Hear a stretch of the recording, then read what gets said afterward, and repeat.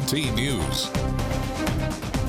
Breaking news this morning, an overnight workplace shooting puts 2 people in the hospital and a suspect in jail. Here's a live look from that scene this morning. It's in Bladen County.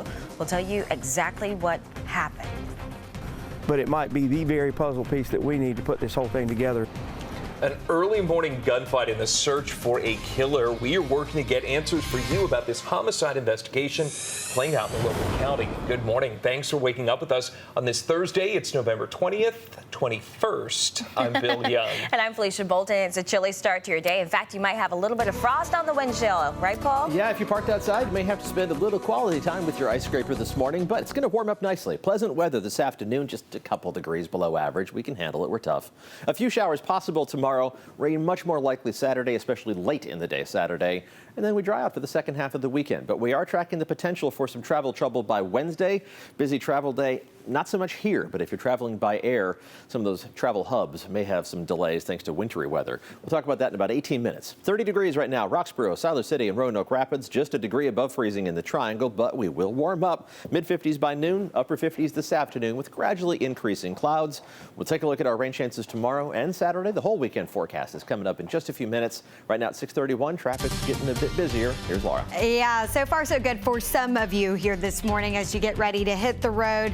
Not terrible, but we do have 2 crashes to tell you about, and they're both new. This one's Sinclair Drive, and it's right there at Remington Lake Drive in Raleigh. You can see a little slow just south of 540 on 401, so just prepare for that. We also have a crash reported here on New Hope Road, and it's just north of Skycrest Drive. I'm keeping an eye on that, and I'll give you another update in just a few minutes. For now, though, traffic is flowing at the speed limit on the Durham Freeway. An urgent search underway in Orange County where the sheriff said someone shot and killed a man right in his own front yard. Deputies were called out to Coleman Loop Road Wednesday. That's off of Highway 86. It's a few miles north of downtown Hillsboro. Neighbors found the victim, identified that man in his 60s just before noon. Now, they also reported hearing gunshots earlier Wednesday morning. The sheriff believes the man died in a shootout.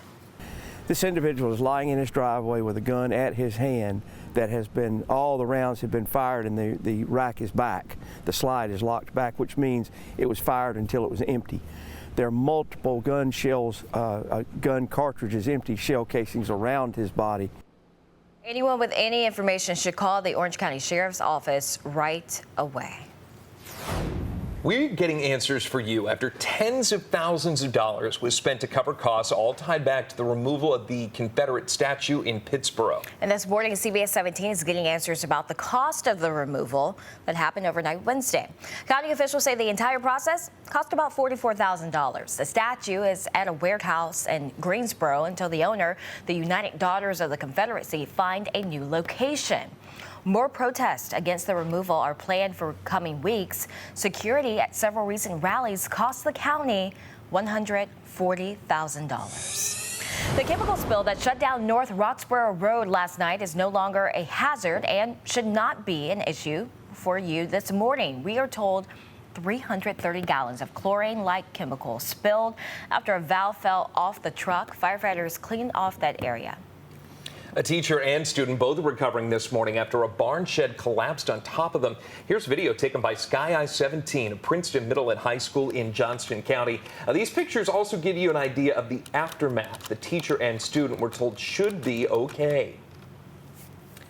As Myles Garrett appeals his suspension for this brutal fight, another player involved is apologizing for what happened. Bottom line is I should have done a better job keeping my composure in that situation. That's right. That was Steelers quarterback Mason Rudolph. He was fined $35,000 for his role in that fight.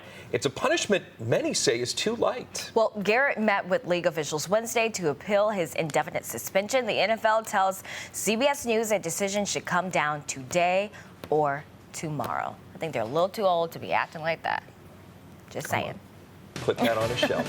Hey, time right now is coming up at 6:35. We're following breaking news overnight. A workplace shooting that ended with 2 people in the hospital and another in jail. And the end of the week, bringing a final round of public hearings in Washington. What we can expect to learn from a staffer who was on that infamous Ukraine phone call. Randy? A man is on the run this morning accused of shooting and killing a person while robbing a Johnston County gas station. Coming up, I have the latest on the investigation.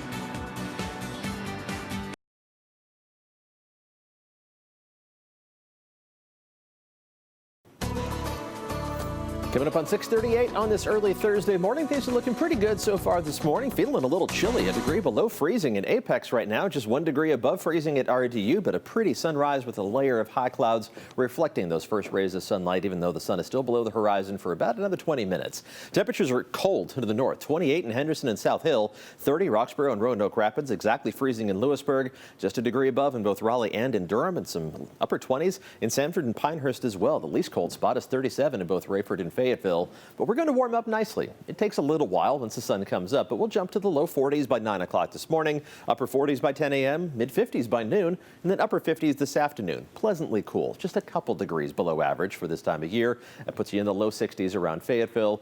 Gradually increasing clouds, but we're hoping for a few cracks in the cloud cover tonight because there's a possibility of a good meteor show. It's a possibility. It's not guaranteed. This one could go either way, partly because we are going to see some clouds trying to stream in. The red shaded areas are going to see thicker clouds just to the northwest of the triangle. Best time to view this is going to be between 11 o'clock and midnight, peak right around 11:50 this evening. So if you're going to be up late, just look to the east-southeast and see if you can catch a little bit of a show. Temperatures tomorrow reach the low 60s with some showers north of the triangle.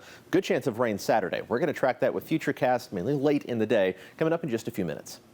Paul, thank you so much. Coming up in our 15 minutes of nonstop news, a tragic case that took the life of a mother and 2 girls with ties here to North Carolina is now a movie. When you could see how the Watts family story is retold on TV. And an urgent search underway for the man accused in a deadly armed robbery, who Johnston County officials want to get off the streets as soon as possible. Janice. 2 employees here at Smithfield Foods plant shot and in the hospital. Another employee in custody. Coming up, more on that suspect and what investigators say happened out here.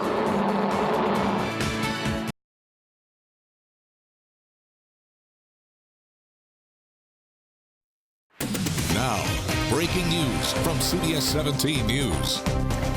We have breaking news from overnight. 2 people are hurt and a suspect is in custody after a workplace shooting. This all happened at the Smithfield Foods plant in Bladen County. CBS 17's Jamise Price is at that plant right now with the very latest. Jamise. Felicia, Bladen County Sheriff investigators say it was an employee who is behind all of this. A workplace shooting where 2 people were shot, a man and a woman, and they have been transported to hospitals. One transported to New Hanover Regional Medical Center in Wilmington, another flown to UNC to undergo surgery. And the Bladen County Sheriff is telling us that this all happened just after midnight when this all happened inside this building. And when their deputies arrived, they administered first aid and cleared the building out. Now, this scene is now secure and folks are back in here working. We've also learned that there was a short search for that suspect following the shooting, and he was found nearby and arrested. This is the person Bladen County deputies say is responsible. This is 20-year-old Jaquante Hakeem Williams, and they say Williams has been charged with 2 counts of attempted murder. Now, back here live, that police presence that was out here earlier this morning, that has cleared out, and folks are actually coming here to work almost as if nothing happened here. The feeling here is just a business as usual. Folks are coming in and out and going about their day here to work at Smithfield Foods plant. But of course, we're going to keep you updated on everything that's happening with this situation. Live in Bladen County, Jamise Price, CBS 17 News. All right, Jamise, thank you for that update. And we have even more breaking news this morning. A murder suspect is on the run, and Johnston County officials need your help finding him. They've charged him in connection to a deadly armed robbery. CBS 17's Randy Ayala joins us from the scene where that deadly robbery played out and what we know about this accused killer. Well, good morning, Bill and Felicia. It's hard to believe, but just 1 week ago, Joseph Bowling was shot inside the Scotchman gas station during that armed robbery, trying to protect his mother from the robbers. Just a heartbreaking story this morning. Police believe they've identified one of the people responsible, but he is on the run. Take a look at your screens and see if you can help police. They are looking for 19-year-old Bobby McLean Jr. from the Selma Kenley area. He's one of multiple people investigators believe are responsible for robbing the gas station and shooting and killing Joseph Bowling in the process. Now McLean is being charged with murder and robbery with a dangerous weapon, among other charges. If you know where McLean is or if you've seen him, give investigators a call. Live in Benson, Randy Ayala, CBS 17 News. All right, Randy. And right now, we're working to find out if police believe Bobby McLean is tied to other robberies in the area. It was last week when Garter police released surveillance pictures of 2 people suspected in several other recent robberies. Here are those pictures. The surveillance photos were taken during one of those holdups. Garner police still looking for any information about these 2 or about the crimes. You're asked to call police if you have any idea who this person or persons could be. Today in the impeachment inquiry, we expect to hear from 2 crucial witnesses. This could be the last public testimony in the investigation as lawmakers prepare to go on Thanksgiving break. I want to get to Kelly Meyer from our Washington, D.C. bureau with what we should expect in day 3. Kelly. Good morning, Bill and Felicia. That's right. This is the 3rd day of public impeachment hearings just this week. And after 2 entire days of witness testimony, Thursday's lineup should move more quickly, but still be full of questions. Week of marathon hearings wraps up on Thursday with 2 final witnesses. Dr. Fiona Hill, President Trump's former Russia advisor, and David Holmes, the counselor for political affairs at the U.S. Embassy in Ukraine, will face the committee. Hill was inside a White House meeting where she says Ambassador Gordon Sondland talked about an agreement between the U.S. and Ukraine, and that the Ukrainian president would meet with President Trump only if Ukraine launched an investigation. That July 10th meeting was cut short by former National Security Advisor John Bolton, who told Hill, quote, "You go and tell Eisenberg that I am not part of whatever drug deal Sondland and Mulvaney are cooking up on this." In his testimony Wednesday, Sondland admitted there was quid pro quo in the Ukraine investigation, something President Trump has consistently denied. With regard to the requested White House call and the White House meeting, the answer is yes. Sondland says he asked President Trump what exactly he wanted from Ukraine. This was the president's take on that conversation when he talked to reporters on Wednesday. I want nothing. The second witness, David Holmes, was with Sondland when he spoke to President Trump on July 26th, the day after that now infamous phone call with the president of Ukraine. His testimony could give some insight into the call. Public hearings have been scheduled, but invitations to testify are still out to Secretary of State Mike Pompeo, Vice President Mike Pence, and the president himself. All right, Kelly, thank you so much for that update this morning. CBS 17 will have live coverage of those hearings when they get started later this morning. Make sure to stay with us both on air and online. With 2.5 months before the first votes get cast, the leading Democratic presidential candidates took the stage in Atlanta. They took on topics like the impeachment inquiry, health care, and race relations, just to name a few. For the candidates who've been polling in the single digits, this right here may have been the last chance to gain momentum. The next debate, though, is set for December 19th in LA. Caught on camera, a very close call. Do you see it right there? For people aboard this plane, 2 bolts of lightning hit the ground only feet away. An airport worker in New Zealand was watching the storm at the time and just happened to record that moment on his phone. Thankfully, the lighting didn't make any kind of direct hit on the plane, didn't affect the passengers either. Goodness gracious. Too close for comfort, man. Traumatized him a little bit. Well, in case you noticed, the entire team is wearing different shades of purple today, and that is because it is World Pancreatic Cancer Awareness Day. Alex Trebek's recent battle with the disease is bringing a lot of awareness. Sadly, it's a disease with little warning signs and a very low survival rate, which is why people are wearing purple today to raise awareness. So you might want to break out your purple too. Just make sure that it's reasonably heavy purple because it is chilly out there. Layers of purple as you're heading out the door because you need them this morning. Let's take a look outside from Chapel Hill. The good news is we're going to warm up nicely, but it's cold right now. 33 degrees, the temperature from Keenan Memorial Stadium. It's a beautiful sunrise with a few high clouds floating through and reflecting those early rays of sunlight. Sun officially comes up in just about 7 minutes. 35 degrees on campus at NC State. state. Officially, temperatures are running mostly in the 30s, but some 20s sprinkled in there. 29 Sanford and Sadler City, 28 in Henderson and South Hill. It's 37 right now in Fayetteville and Rayford. And those are the warm spots. We're at 33 degrees in Raleigh and in Durham. Just one lone degree above freezing, but there's plenty of frost out there. If you parked outside last night, you probably have to scrape off the windshield or run the heater for a little while before you can hit the road. Please do actually scrape off the windshield, the whole thing, not just a little hole for you to see through. Safety first. Temperatures up into the mid-30s by 8 o'clock this morning. Not much improvement, but hey, we step on the gas as we head towards noon. A few clouds overhead with temperatures in the mid-50s at that point. We'll hit the upper 50s this afternoon. 2 or 3 degrees below average. We can handle it. Pleasant conditions this afternoon with just a few clouds floating through and filtering out the sun. But as those clouds increase tonight, they'll combine with winds out of the south to keep us from cooling off too much. Low 50s still by 6 o'clock, and we're only going to drop to the mid-40s by early tomorrow morning. A lot warmer than where we're starting off this morning. Right around 60 for our southern counties, just above 60 degrees in Rayford and Fayetteville. You're the warmest spots this morning, but you'll actually crack 60 degrees this afternoon. No such luck as you head farther north along I-95, but again, pleasantly cool, mid to upper 50s from the Triangle northward to the Virginia state line. We'll be tracking the increase in clouds as we head through today, but no rain in the forecast for us yet today, and not much of a rain chance yet tomorrow. But not much isn't zero either. Futurecast is showing a few showers possible, especially west of I-85. Along the Virginia state line, you have the best chance of a passing shower the first half of the day Friday. The clouds are going to be tough to shake. We're going to start off with mostly cloudy skies, but dry conditions on Saturday. Can't rule out an off and on shower at any point on Saturday, but the most widespread and the heaviest rain is going to hold off to a chance by late afternoon, but really moving in from the west as we head through the evening. It's going to move through pretty quickly, so it's not going to linger into Sunday. The heaviest rain falls while most of us are sleeping Saturday night. It'll be out of here Sunday, drying out for the second half of the weekend. Looking ahead to the travel forecast for Thanksgiving Eve, there's going to be a storm system moving through the middle of the country, so we've got 2 different forecast models behind me. The American forecast model shows a good chance of a decent amount of snow around Chicago Tuesday night into early Wednesday. That would cause significant problems just because there are so many airlines that have Chicago as a hub.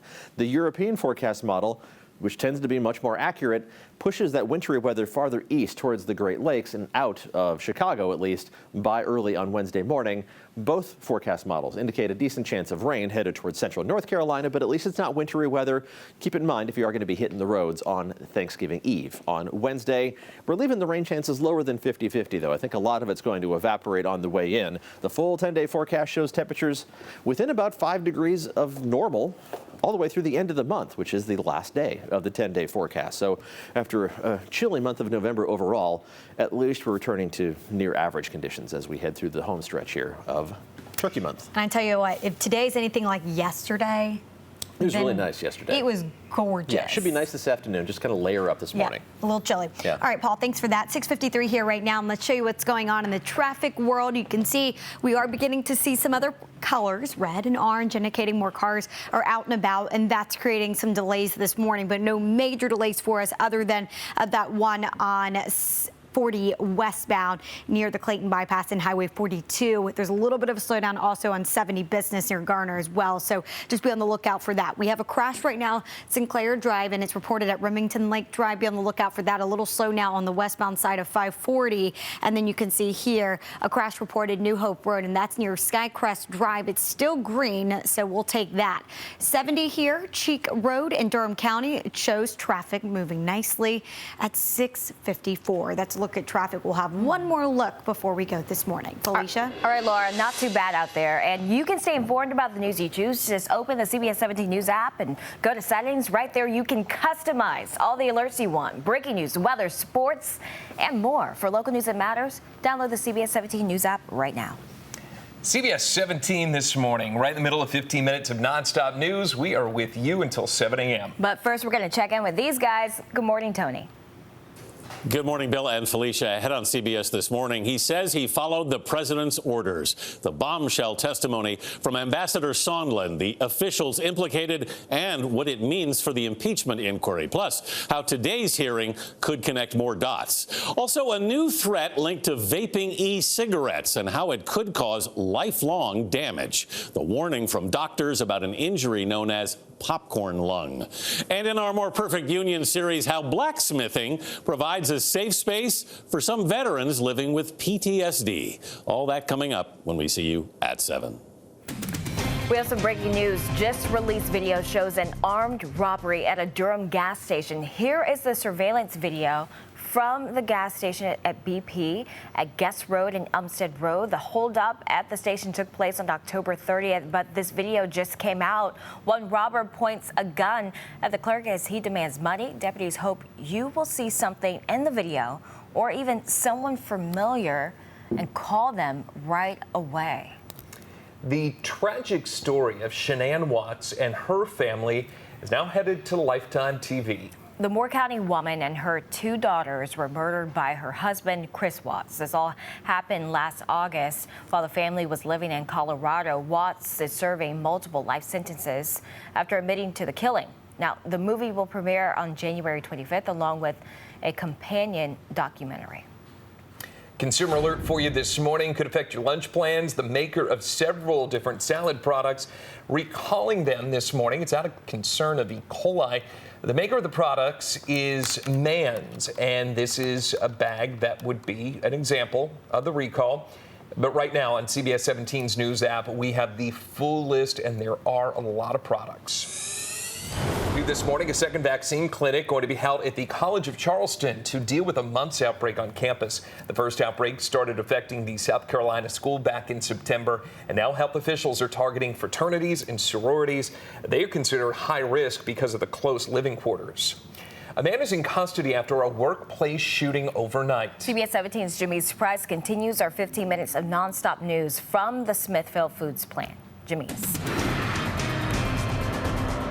Felicia, this plant is huge with hundreds of employees inside, so definitely a scary situation when those shots rang out. 2 employees here were shot. One had to be flown into UNC Chapel Hill to undergo surgery. Another brought to New Hanover Medical Center in Wilmington. Now, those 2 employees were inside this facility when that shooting happened, and Bladen County deputies say this is the person responsible, 20-year-old Jaquante Hakeem Williams, and the sheriff said that he worked at this plant for about a year. That suspect now is facing 2 charges of attempted murder. Let's go now to Randy Ayala in Johnston County.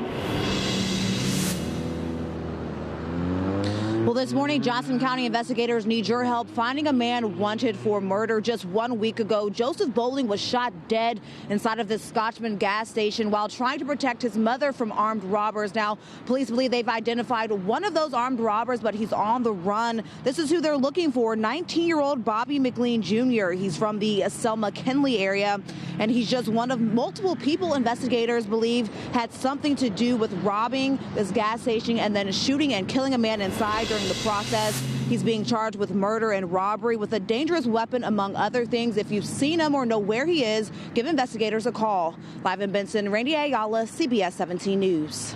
Thank you for that update this morning. And over in Orange County, the sheriff says the man they found dead in Hillsboro Wednesday was killed in a gunfight. Deputies found the victim in his own yard along Coleman Loop Road Wednesday. There aren't a lot of clues for investigators to go on, but the man was found with the gun in his hand and the clip empty. That's why the sheriff believes he died in a shootout. It's about 6:59, time for one more check of weather and traffic, and the weather's looking fine today, so pressure's on Laura to follow up with good traffic. Nice temperatures in the upper 50s this afternoon, just a couple degrees below average. We can handle it. Warmer tomorrow, but with more clouds and a chance of showers mainly north of the triangle. Good chance of rain Saturday, mostly late in the day, and then we dry out for Sunday, Monday, and Tuesday. Not a bad stretch. And the pressure's not, bad here today, though, because look, we're not doing terrible, but this typical slowdown, 40 westbound near the Clayton bypass is there, about 15 miles per hour you'll be moving. You could also take 50 off to the west of that as an alternate route, but we all know that area begins to slow down as well as we go through the morning. That's about it, though. No major problems for us. Not too bad. Yeah. Hopefully we'll be able to keep it that way, and we will be keeping you updated throughout the morning with your traffic and weather and latest headlines. We'll see you back here for another update coming up at 7:25. Get out there and have a great Thursday.